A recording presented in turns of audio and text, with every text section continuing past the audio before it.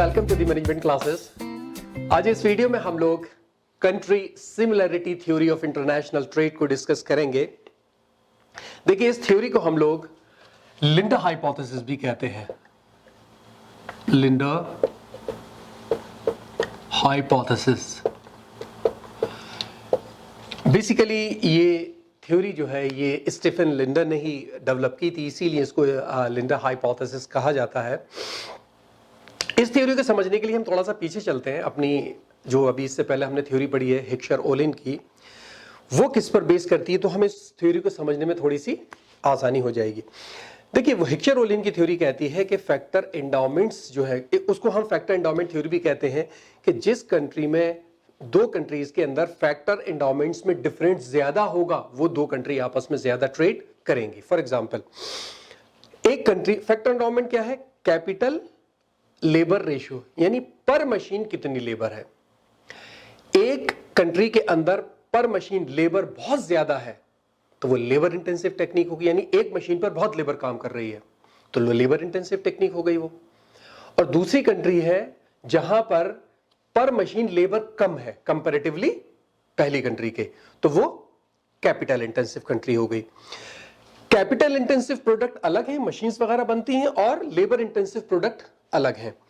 तो हिक्सर-ओलिन का कहना था कि ये दो कंट्री में अगर डिफरेंस है फैक्टर एंडाउमेंट में, तो वो प्रोडक्ट जो कैपिटल इंटेंसिव है वो कैपिटल इंटेंसिव कंट्री बनाएगी और लेबर इंटेंसिव को भेजेगी, और वो कंट्री जो लेबर इंटेंसिव प्रोडक्ट बनाती है, labour intensive technique of production को यूज करती है, वो लेबर इंटेंसिव प्रोडक्ट्स को बनाएगी और कैपिटल इंटेंसिव प्रोडक्ट वाली कंट्री में भेजेगी। इस तरीके से ये सिस्टम रहता है।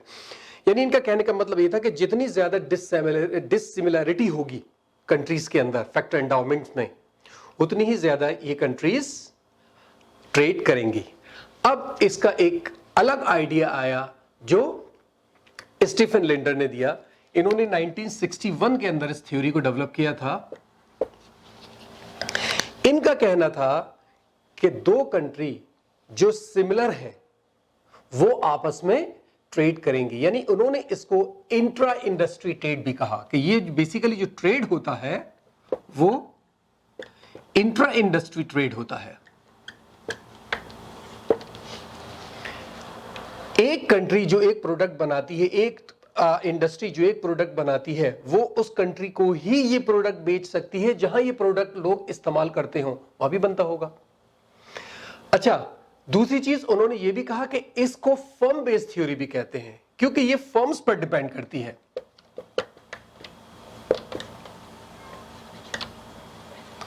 Firm based theory.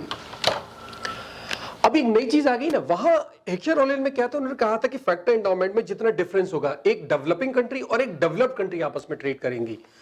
यहां पर लिंडर कहते हैं कि नहीं, वो दो कंट्री आपस में ट्रेड करेंगी जिनके अंदर सिमिलैरिटी हो, cultural similarity, political similarity, economic similarity. और इसमें इन्होंने दो आइडिया भी दिए। उन्होंने कहा कि वो कंट्री आपस में, पहले तो उन्होंने ये दिखाया कि कंट्रीज जो है वो क्या प्रोड्यूस करती हैं। कुछ कंट्री होती हैं वो प्राइमरी प्रोडक्ट्स प्रोड्यूस करती हैं। उन्होंने कहा जो डेवलपिंग कंट्रीज हैं वो प्राइमरी प्रोडक्ट्स प्रोड्यूस करती हैं, प्राइमरी प्रोडक्ट, ठीक है। तो वो अगर कोई चीज प्रोड्यूस करेंगी तो वो प्राइमरी प्रोडक्ट ही तो एक्सपोर्ट करेंगी, और वो प्राइमरी प्रोडक्ट किसको एक्सपोर्ट करेंगी? वो कंट्री जहां प्राइमरी प्रोडक्ट्स की जरूरत है। तो उस हिसाब से दोनों कंट्रीज कल्चरली और इकोनॉमिकली सेम होनी चाहिए, ठीक है। उन्होंने कहा दूसरी वो कंट्रीज वो होती हैं जो मैन्युफैक्चर्ड गुड्स को प्रोड्यूस करती हैं, ये डेवलपिंग है, सॉरी, और ये डेवलप्ड है। मैं ये शॉर्ट में लिख रहा हूं, आप लोग समझ लीजिएगा टाइम बचाने के लिए। ये क्या करती है? Manufacturing products.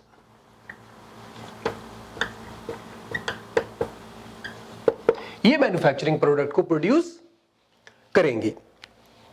अब मैं छोटा सा एक एग्जांपल लेके चल रहा हूं कि एक कंट्री ए है, वो बहुत डेवलप्ड है, बहुत पैसा है, तो जाहिर है उनकी कंट्री के अंदर जो प्रोडक्ट बनते होंगे वो हाई लेवल के होते होंगे, जो वहां उस कंट्री के लोग प्रोड्यूस करते हैं, जो उनकी जो इंडस्ट्रीज हैं वो उन्हीं के लिए प्रोडक्ट बनाती हैं।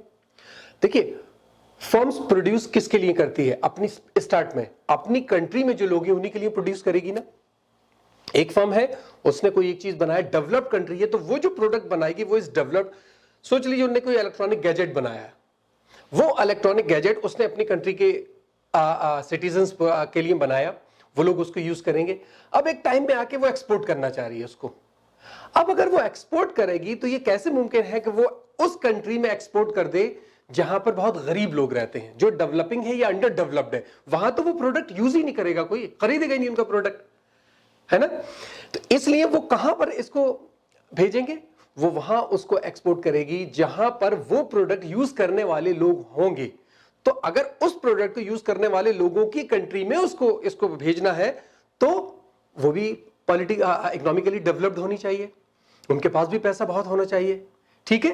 तो एक तरीके से आप देखिए तो आइडिया समझ में आता है कि वो कंट्री जो अपने यहां हाई लेवल प्रोडक्ट प्रोड्यूस कर रही है अपने सिटीजन्स के लिए, वो वही प्रोडक्ट तो एक्सपोर्ट करेगी। तो उसके लिए उसी तरह की मार्केट उसको चाहिए जिस तरह की मार्केट उसकी कंट्री में है, यानी प्रेफरेंसेस सेम होने चाहिए। फर्म अपनी कंट्री के लिए पहले प्रोड्यूस करेगी और जब उसको एक्सपोर्ट करेगी तो वो ये देखकर करेगी कि इसी प्रेफरेंसेस या इसी डिमांड की कंट्री में मैं अपने प्रोडक्ट को प्रोड्यूस करूं, ठीक है। तो अब इस थ्योरी का स्टेटमेंट क्या हो गया? पहली बात तो ये कि जो मैन्युफैक्चर्ड गुड्स हैं वो similar per capita income countries में एक्सपोर्ट किए जाएंगे। जो मैन्युफैक्चर्ड गुड्स हैं जाहिर है वो महंगे होते हैं, तो वो उन्हीं कंट्रीज में एक्सपोर्ट कर सकती है वो कंट्री जहां पर कैपिटा इनकम सेम है। जैसे मैंने आपको इलेक्ट्रॉनिक एक महंगी गैजेट का एग्जांपल दिया, ठीक है। दूसरी बात, ये इंट्रा इंडस्ट्री ट्रेड है, इंडस्ट्री टू इंडस्ट्री ट्रेड है। ये बेसिकली वो कंट्री जिसके यहां ये प्रोडक्ट बन रहा है लेकिन बहुत ज्यादा नहीं बन पा रहा किसी वजह से, वो दूसरी कंट्री से इस प्रोडक्ट को लेगी। इंट्रा इंडस्ट्री ट्रेड है ये। तो इसको समझना होगा हमें, हेक्सचर ऑलिंसेस को डिफरेंस करना होगा। वहां पर वो कहते थे डिफरेंस जिसमें ज्यादा है वो ट्रेड करेंगी, ये कहते हैं कि सिमिलैरिटी ट्रेड का रीजन बनती है। जो कंट्री आपस में सेम होती हैं वो सेम चीज को एक्सपोर्ट और इंपोर्ट करती हैं। इसी तरीके से आपने देखा होगा जैसे कि कोई प्रोडक्ट रेपुटेशंस है या ब्रांड है, आप देखिए हम ब्रांड खरीदते हैं। अब एक बहुत महंगी ब्रांड की जीन्स आप तैयार कीजिए और आप ऐसी कंट्री भेज दिए, कुछ अफ्रीका की वो कंट्री जो बेचारी बहुत ज्यादा गरीब है, उन कंट्री में भेज दिए कि साहब ये एक हमारी पैंट है और ये 12,000 रुपए की खाली पैंट है, तो वहां तो लोग नहीं खरीदेंगे। वो डेवलपिंग है अगर आप डेवलप्ड है ना। तो आप अगर इस तरह का प्रोडक्ट बनाएंगे तो आप सिमिलर प्रेफरेंसेस का मार्केट ढूंढेंगे, सिमिलर प्रेफरेंसेस की कंट्री ढूंढेंगे, वहीं पर एक्सपोर्ट करेंगे। तो ये थ्योरी कहती है कि वो कंट्री जो आपस में पॉलिटिकली, कल्चरली और इकोनॉमिकली सेम है, सिमिलर है, वो आपस में ट्रेड करती हैं।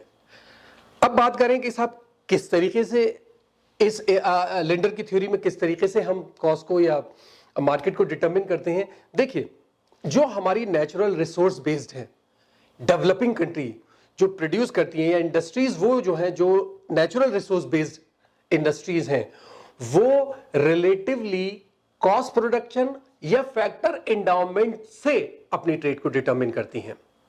यानी ये कंट्री जो डेवलपिंग है और अपना प्रोडक्शन को नेचुरल रिसोर्स बेस्ड रखती हैं, उन कंट्री के अंदर आप किस तरीके का चीज से आप ट्रेड को डिटरमिन करेंगे? Cost of production and factor endowment से। Factor endowments and cost of production, ये दो चीज हैं जो डेवलपिंग कंट्री की इंडस्ट्रीज यानी रिसोर्स बेस्ड कंट्रीज की ट्रेड को डिटरमिन करती हैं, पहली बात।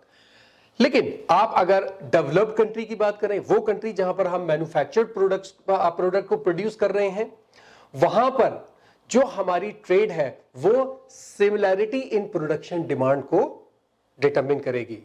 वहां पर हम रिलेटिव प्रोडक्शन कॉस्ट या फैक्टर एंडाउमेंट से नहीं करेंगे।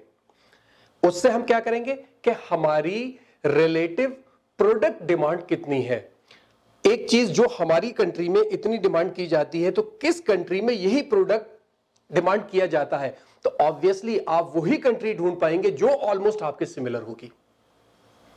ठीक है, तो इस तरीके से यहां पर जो मैन्युफैक्चरिंग डेवलपिंग कंट्री है, जो रिसोर्स बेस्ड है, वो factor endowment as well as the cost of production पर अपनी ट्रेड को डिटरमिन करती हैं, और जो डेवलप्ड कंट्री है, जो मैन्युफैक्चर्ड प्रोडक्ट बनाती हैं, वो प्रोडक्ट डिमांड के ऊपर डिटरमिन करती है अपनी ट्रेड को। सिमिलैरिटी ऑफ डिमांड देखती हैं कंट्री में, वहां पर वो जाकर ट्रेड करती हैं।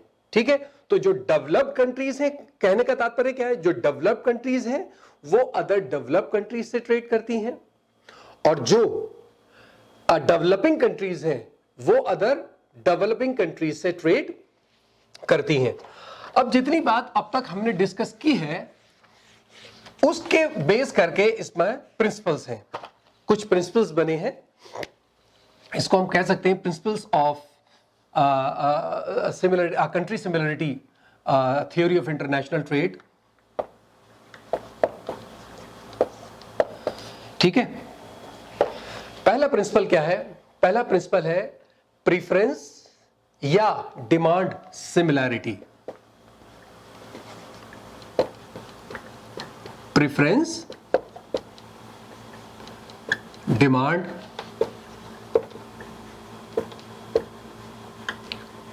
सिमिलैरिटी, यानी पहला प्रिंसिपल इसका क्या है, वो कंट्री आपस में ट्रेड करती हैं जो डिमांड या सिमिलैरिटी में सिमिलर हैं, सॉरी डिमांड या प्रेफरेंसेस में सिमिलर हैं। डेवलप कंट्री डेवलप के साथ करेगी क्योंकि उनके प्रेफरेंसेस सेम होते हैं, डेवलपिंग कंट्री डेवलपिंग के साथ करेगी क्योंकि उनके प्रेफरेंसेस सेम होते हैं। दूसरी बात, similarity of political and economic interest.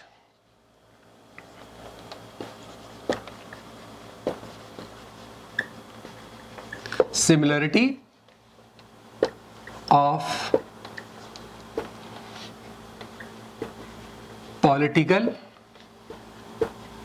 And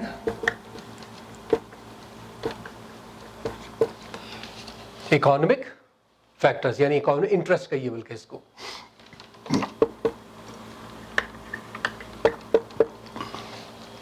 देखिए, इकोनॉमिक इंटरेस्ट तो आपकी समझ में आ रहा है, डेवलप्ड है, डेवलपिंग के साथ चल रही है।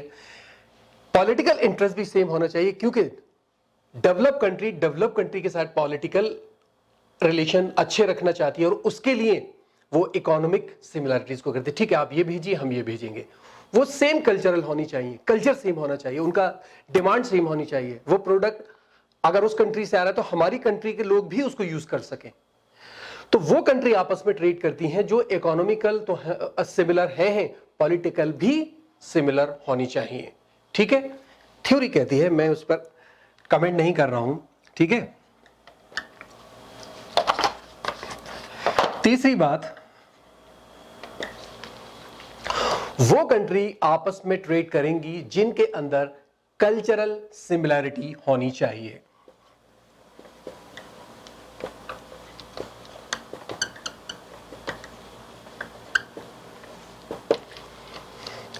अब मेरे कल्चर में एक पर्टिकुलर प्रोडक्ट यूज किया जाता है तो जाहिर है मैं अगर इसको एक्सपोर्ट करना चाहूंगा तो मैं उसी कंट्री में एक्सपोर्ट कर पाऊंगा इसको जहां पर वो कल्चर हो। से फॉर एग्जांपल हमारे यहां शादियों में हम लोग ब्राइड के लिए रेड कलर यूज करते हैं, तो मैं अगर एक्सपोर्ट करना चाहूंगा ब्राइडल कपड़े, ब्राइडल क्लॉथ्स, तो मैं उन्हीं कंट्री में उनको सप्लाई कर पाऊंगा या एक्सपोर्ट कर पाऊंगा जहां पर रेड यूज किया जाता होगा। तो कल्चर सेम होने चाहिए।